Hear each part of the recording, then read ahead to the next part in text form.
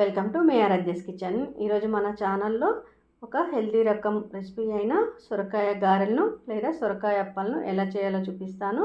ఈ రెసిపీని చాలా ఈజీగా తొందరగా రుచికరంగా రెడీ చేసుకోవచ్చు. కేవలం 20 నిమిషాల్లో రెడీ అయిపోయే రెసిపీ ఇది. అలాగే పిల్లలకు ఈవినింగ్ స్నాక్స్గా కూడా మనం ఈ రెసిపీని అయితే చేసి పెట్టవచ్చు.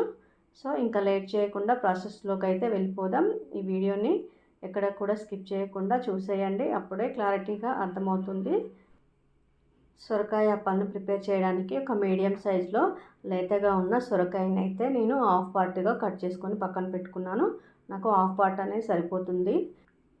లేతగా ఉంది సొరకాయ కాబట్టి ఇక్కడ మనం పొట్టు తీయాల్సిన అవసరం లేదు. డైరెక్ట్గా వీటిని తురుము పట్టుకుంటే సరిపోతుంది. చూడండి ఎంత సన్నగా వస్తే అంత మనకు దారాల్లాగా వచ్చే విధంగా సొరకాయని అయితే తురుము పట్టుకోవాలి. అప్పుడే మనం ఈ సొరకాయ తురుముని పిండిలోకి యాడ్ చేసినా కానీ ఇట్లా తీగలుగా అయితే మనకు అప్పాలు అయితే వస్తాయి.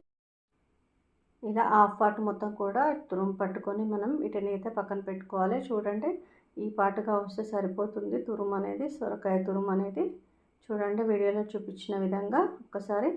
ఇప్పుడు మనం వీటిని ఒక బౌల్లో వేసి కొలుచుకుందాము. మనం సొరకాయ పొట్టు ఎంత అవుతుందో మనం బియ్యం పిండిని కూడా అంతే యాడ్ చేసుకుంటే మనకు పిండి కలిపేటప్పుడు వాటర్ కూడా అవసరం లేకుండా ఈ సొరకాయలో వచ్చే వాటరే సరిపోతుంది. ఇప్పుడు చూద్దాము, వీటిలోకి ఇంగ్రీడియంట్స్ అయితే యాడ్ చేసుకుందాము. సొరకాయ తురుము ఎంత అవుతుందో బియ్యం పిండి కూడా అంతే మోతాదులో కలుపుకోవాలి. కారానికి తగ్గట్టుగా 7-8 పచ్చిమిరపకాయలని కచ్చాపచ్చాగా దంచి పక్కన పెట్టుకోవాలి. మనం ఇక్కడ ఎండు కారం వేస్తలేం కాబట్టి పచ్చిమిరపకాయలు 2-3 ఎక్కువగా వేసుకుంటే బాగుంటుంది. అలాగే చిన్నగా సన్నగా తరిగి పెట్టుకున్న ఉల్లిగడ్డలను కూడా యాడ్ చేసుకున్నాను. 1 గంట పాటు నానబెట్టిన 3 చెంచాల శనగపప్పును కూడా ఇందులోకి అయితే యాడ్ చేశాను. అలాగే కొంచెం కొత్తిమీర, కొంచెం కరివేపాకును కూడా సన్నగా తరిగి అయితే ఇందులోకి అయితే ఇప్పుడు యాడ్ చేసుకున్నాను. ఇప్పుడు మనం దంచి పెట్టుకున్న పచ్చిమిరపకాయలను కూడా ఇందులోనే యాడ్ చేసుకొని రుచికి తగ్గట్టుగా మనం సాల్ట్ని కలుపుకోవాలి. అలాగే 1/2 టేబుల్ స్పూన్ రుచి కోసం జీలకర్ర, అలాగే రుచి కోసం 3 టేబుల్ స్పూన్ల తెల్ల నువ్వులను కూడా యాడ్ చేసుకున్నాను. ఇలా మొత్తం కూడా యాడ్ చేసుకొని ఒక్కసారి బాగా కలుపుకొని మనం ఈ సొరకాయలో ఉన్న వాటర్ తోటే ఎక్కడ కూడా నీళ్లు పోయకుండా ఈ సొరకాయలో వచ్చే వాటర్ తోటే మనం ఈ పిండి అంతా కూడా కలుపుకోవాలి. ఒకవేళ నీళ్లు సరిపోకపోతే కొంచెం చిల్లుకించుకొని కలుపుకొని ఇలా ముద్దలాగా చేసుకొని ఒక 10 నిమిషాలు పక్కన పెట్టుకోవాలి. 10 నిమిషాలు పక్కన పెట్టుకోవడం వలన మనకు సొరకాయ అప్పాలు అయితే సాఫ్ట్గా వస్తాయి. చూడండి వీడియోలో చూపించిన విధంగా ఒకసారి ఇలా ఒత్తుకొని మధ్యలోకి అయితే హోల్ పెట్టుకోవాలి. వీటిని కాసేపు పక్కన అయితే పెట్టుకున్నాము. 10 మినిట్స్ తర్వాత మనం సొరకాయ అప్పాలని ఎలా చేయాలో చూద్దాము. 10 మినిట్స్ తర్వాత చూడండి కాసేపు అయితే పిండి అయితే నానిపోయింది. ఇప్పుడు మనం డీప్ ఫ్రైలోకి ఆయిల్ని అయితే వేసుకోవాలి. ఒక స్టవ్ మీద ఆయిల్ అయితే కాగుతుంది.